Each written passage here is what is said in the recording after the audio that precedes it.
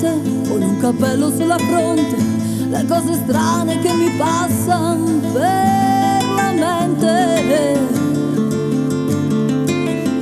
Avrei una voglia di gridare, ma non capisco a quale scopo. Poi d'improvviso piango un poco e rido quasi fosse un gioco.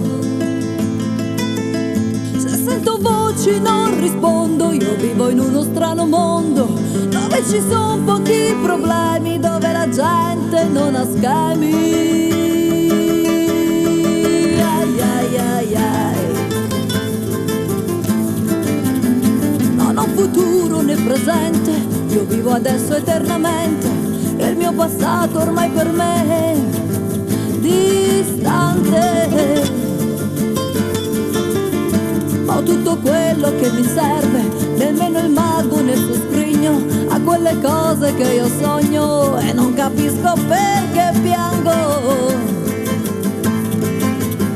Non so che cosa sia l'amore, io non capisco il batticuore. Per me un uomo rappresenta chi mi accudisce e mi sostenta.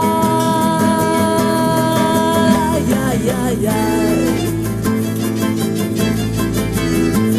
Ogni tanto sento che gli attimi neri della notte mi fanno fare azioni non esatte.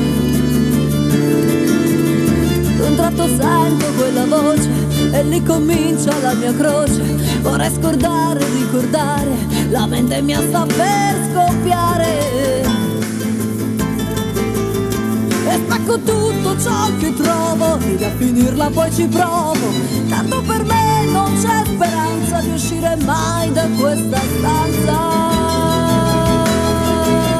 Yeah, yeah, yeah. Sopra un lettino civolante di questo posto allucinante, io sogno spesso di volare nel cielo.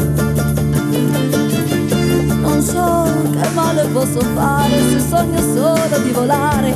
Io non capisco i miei guardiani perché mi legano le mani.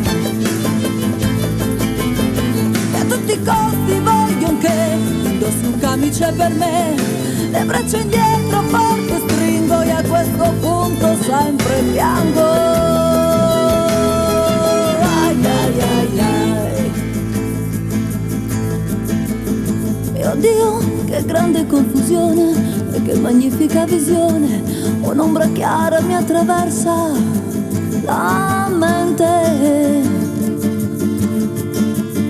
Le mani forti adesso mordo e per un attimo ricordo che un tempo forse non lontano qualcuno mi diceva t'amo. In un addio svanì la voce, scese nell'animo una pace. Ed è così che da quel Dio sono seduta e ferma qui.